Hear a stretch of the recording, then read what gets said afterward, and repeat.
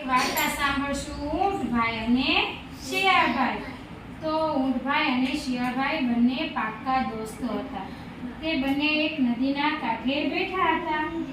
નદીના કાંઠાની સામે બાજુ શેરડીનું ખેતર હતું. તો કોણે શિયાળભાઈ કીધું, ઊંટ મામા ચાલો નહીં કે આપણે શેરડી ખાવા જઈએ. કે સામે જો કેટલી મીઠી મીઠી શેરડીનો વાડ છે. કે પણ શું કીધું શિયાળભાઈ કીધું, ઓ ભાઈ કે ઊંટ મામા મને તરતા આવડતું નથી. કે હું તો નાનો એવું શિયાળ, કે હું તો પાણીમાં ડૂબી જાઉં. તો ઊંટભાઈએ કીધું કે શિયાળભાઈ કે તમે મારી પીઠ પાછળ બેસી જાઓ. તો શિયાળભાઈએ કીધું, હા હોય કે એ વાત તમારી સાચી છે. કે તમે તો કેટલા બધા ઊંચા છો. કે નદીમાં તમે ડૂબો નહીં. કોણ ના ડૂબે? આપણે બંને તો કે ધરાઈ ને શેરડી કે ખાશું. કે ઊંટભાઈની પીઠ પાછળ શિયાળભાઈ બેસી ગયા અને સામા કાંઠે પહોંચી ગયા. બંને તો મીઠી મીઠી શેરડી ખાવા લાગ્યા. શિયાળ તો જુઓ કે શિયાળ કે મામા જુઓ તો કેવી અજવાળી રાત છે. કે મારો તો આનંદ પણ મારતો નથી અને મને આ અજવાળી રાતમાં ગીત ગાવાનું મન થાય છે. તો ઊંટ મામાએ તો કહ્યું કે ગાંડા શિયાળ અહીં કઈ ગીત ગવાય? કે છાનો માનો શેરડી ખાય. કે પણ શિયાળભાઈ માન્યા નહીં.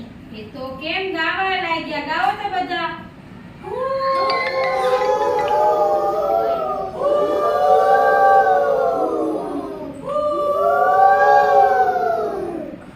આ ગીત ગાતા હતા ને શિયાળભાઈ, એ પેલા પટેલભાઈ જાગી ગયા અને હાથમાં મોટો દંડો લઈને ખેતરમાં દોડી આવ્યા. શિયાળ તો કૂદીને નાસી ગયું, પણ ઊંટભાઈ તો શેરડી પાછળ સંતાઈ ગયા હતા.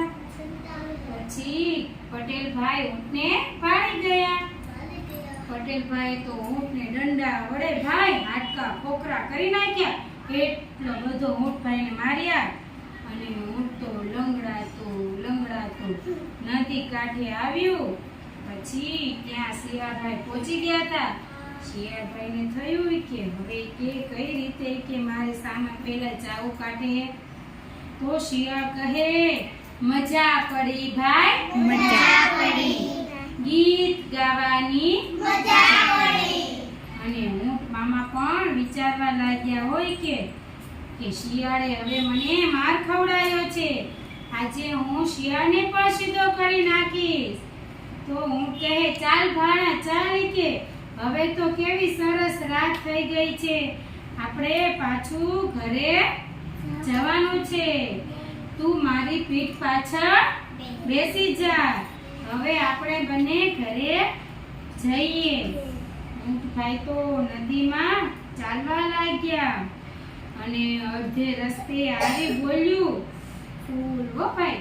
નદીની ફૂલ વચ્ચે આવી ગયા ઊંટભાઈ અને બોલ્યા, ભાણાભાઈ કેવી અજવાળી રાત છે, મારો પણ આનંદ માતો નથી. મને પણ આળોટવાનું શું થાય છે? મન થાય છે. શિયાળભાઈ કહે, અહીં કે પાણીમાં આળોટાય નહીં, અહીં તો બહુ ઊંડું પાણી છે. શિયાળભાઈ શું થાય? ડૂબી જાય ને.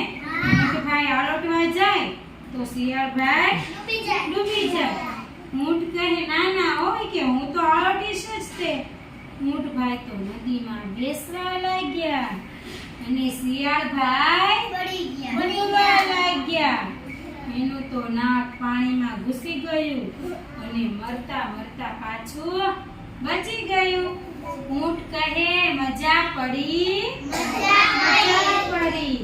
આળોટવાની મજા પડી. પેલા શિયાળભાઈ ઊંટભાઈને માર ખવડાવ્યા ને ખેતરમાં પટેલ પાસે, એટલે ઊંટે પણ એવું જ કર્યું.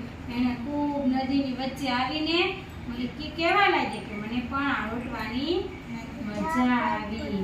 શિયાળભાઈ એને માર ખવડાવ્યો હતો ને પટેલ પાસે, એટલે ઊંટભાઈ એમ જ કર્યું કે કેવી સરસ અજવાળી રાત છે કે એટલે મને પણ આરોટવાનું મન થયું. એટલે શિયાળભાઈને પાણીમાં ડુબાડવા લાગ્યા, પણ જલ્દી પાછા બહાર નીકળી ગયા.